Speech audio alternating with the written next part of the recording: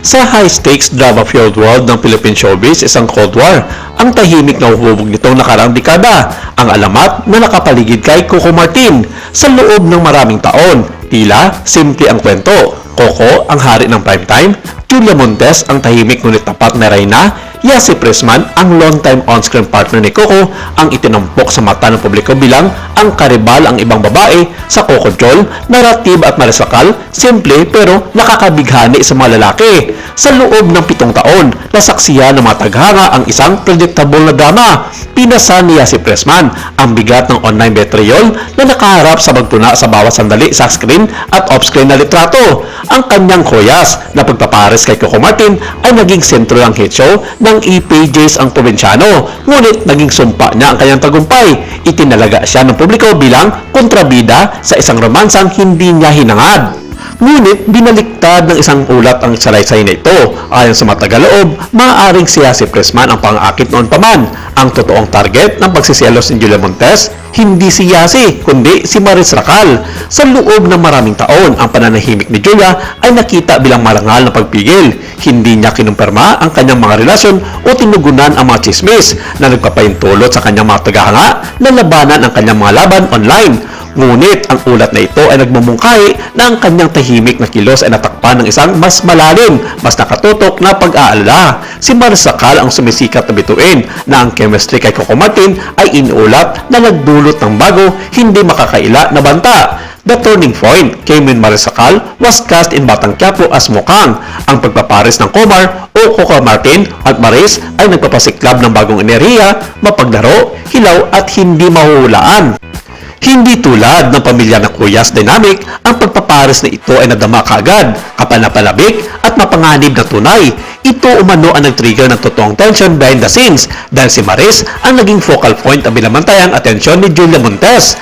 Ang gilid ni Maris ayon sa ulat ay nakasalalay sa kanyang personal na katatagan. Sa isang napakapubliko at solidong relasyon sa musikero na si Rico Blanco, si Maris ay halos immune na sa uri ng pampublikong kahihiyan na sumakit naman kay Yasi Pressman.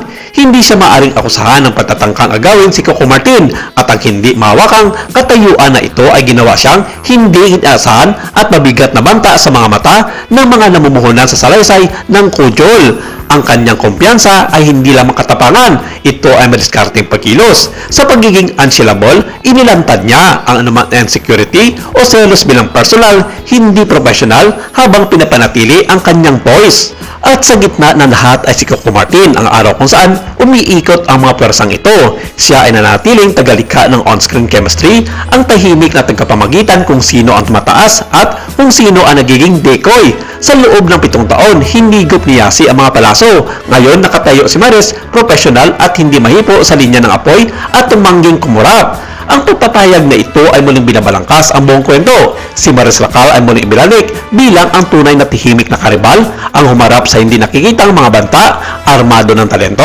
integridad at hindi matatawaran na personal na katayuan. Ang pangunahing issue ay umiikot sa dimanoy planong pagpapatalsik kay Maris Racal sa kanyang tungkulin na iinugday sa selos at matinding personal pressure mula kay Julia Montes. Pagkatilala, mas pasabog ang off-screen na drama ng Batang Quiapo kaysa sa mismong serye. Isang napakalaking showbiz controversy ang pumutok dahil sa mga ulat na sinasabing ang actress na si Maris Racal ay napipilitang umalis sa hit show dahil sa umano'y matinding selos mula kay Julia Montes. Si Maris na personal na pinili ni Coco Martin para sa kanyang hindi kapanipaniwalang mga on-screen na chemistry ay target na ngayon ng pressure na nagbabantang isakripisyo ang artistikong integridad para sa personal na kapayapaan. Ngunit, hindi maaari dahil ayon sa kampo ni Maris Racal, meron silang pinanghahawakang kontrata sa production at ng ABS-CBN sa kanyang pananatili sa Batang Quiapo at hindi maaring tanggalin na lamang siya bilang leading lady ni Coco Martin.